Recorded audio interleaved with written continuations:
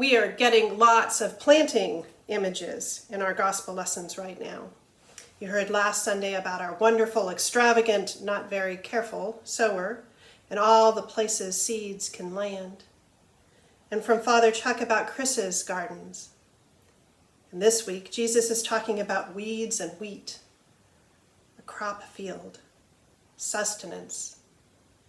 We will hear about mustard seeds along with other metaphors for the kingdom of God next week and talk more about this kingdom of God. Now, unlike Chris, I'm not much of a gardener. I've tried.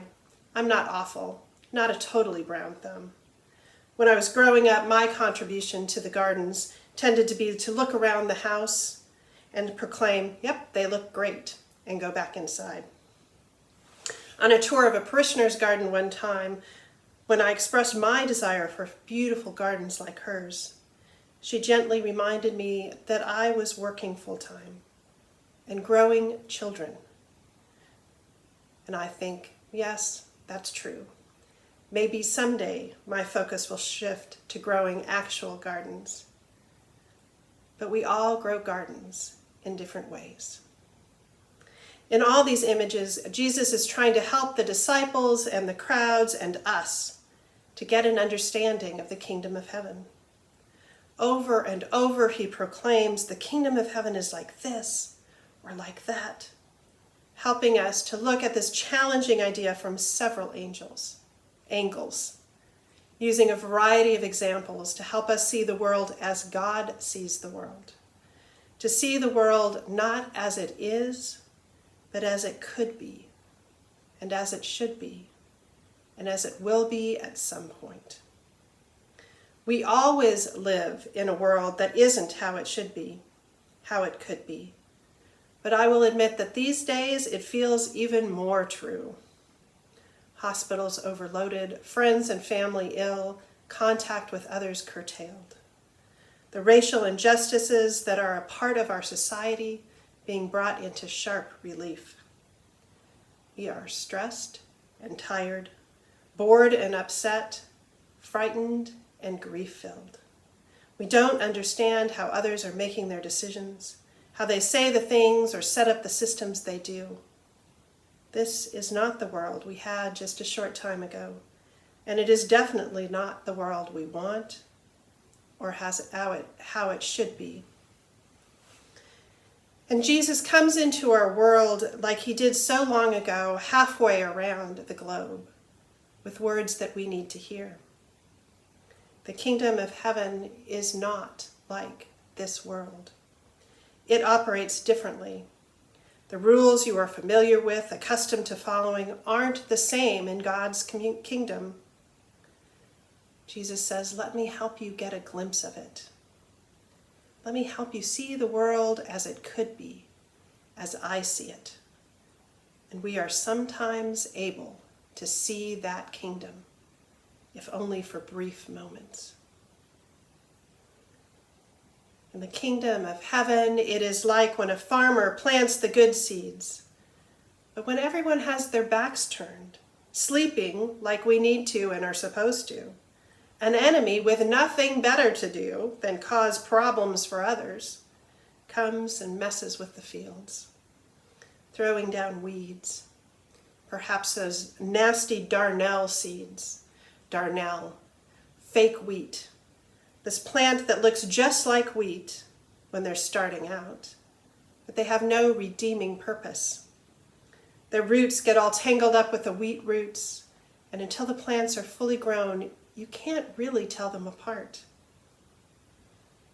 But in the kingdom, when those that serve the farmer ask him what to do, he does not send them out to get rid of the weeds. "Let them be," comes the response. In the last days, others will be in charge of getting rid of the weeds. It isn't your responsibility.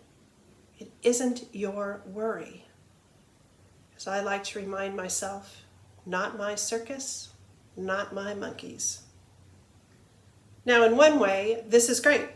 We don't have to make the judgment about which is a weed, which is wheat. We can let it go. But let's be honest. we would really like to get rid of those weeds. All of the things that we see in people we believe are not like us. The theology that doesn't fit with our own, the hypocrisy of people claiming God but excluding neighbor, or the hypocrisy of judging those who exclude, and all the rest. And that's just within the church. In our world, we see lots of dangerous weeds. And I want to push back on Jesus. Come on, that weed over there, that weed right there, it's killing the wheat. It's wrapped around the roots, and the wheat can't thrive because of it. Please, let me go and pull it. And I think that sometimes there are things that we can see so clearly are a weed. We are all in agreement, this is a weed. This has to go. There is no question.